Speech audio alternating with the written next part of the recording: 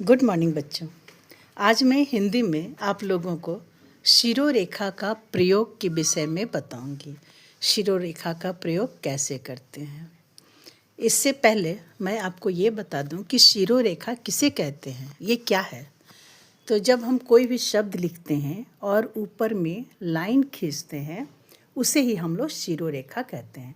जैसे यहाँ पे आप देख रहे हैं शिरोरेखा लिखा हुआ है, उसके ऊपर एक लाइन खींचा हुआ, यानी ये एक शब्द हो गया शिरोरेखा। फिर का लिखा हुआ है तो का के ऊपर एक लाइन खींचा हुआ है, तो का एक शब्द हो गया। फिर प्रयोग, प्रयोग एक शब्द बन गया, तो उसके ऊपर एक लाइन खींचा जाएगा, यानी एक शब्द के ऊपर एक लाइन खींचा जाता है। ये शब्द कई अक्षरों के हो सकते हैं, एक अक्षर का भी हो सकता है और कई अक्षरों के भी हो सकते हैं। तो यहाँ पे हम लोग ये समझ गए कि शिरोरेखा किसे कहते हैं। अब शिरोरेखा का प्रयोग में बहुत ध्यान रखना पड़ता है।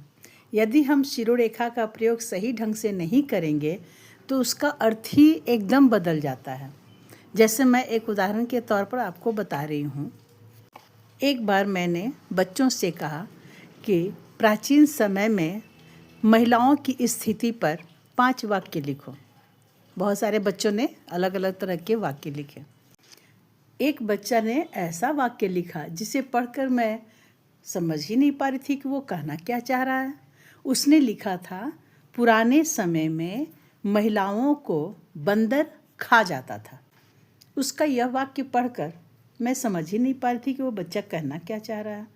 मैंने अपने दिमाग पर भी बहुत जोर डाला, बंदर खा जाता था, महिलाओं को बंदर खा जाता था। मैंने बहुत कोशिश की कि मैंने कहीं शायद इतिहास में पढ़ा हो, लेकिन मैंने ऐसा कहीं नहीं पढ़ा था कि महिलाओं को बंदर खा जाता था। फिर मैंने वाक्य को 2-3 बार पढ़ा, बंदर खा जाता था, बंदर खा जाता था।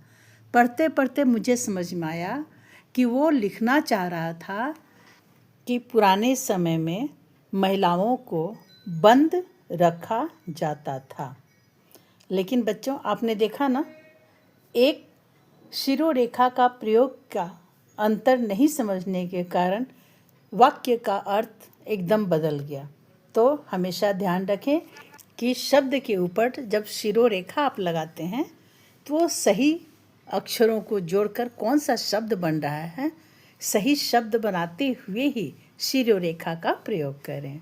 बच्चों, मिलते हैं अगले वीडियो में हिंदी व्याकरण की एक नई जानकारी के साथ। आप मेरे चैनल को सब्सक्राइब कर लें तो इस तरह की रोचक जानकारियाँ आपको मिलती रहेंगी। और बच्चों, इसे लाइक करें, शेयर करें और कमेंट करके बताएं कि आपको ये वीडियो कैसा लगा।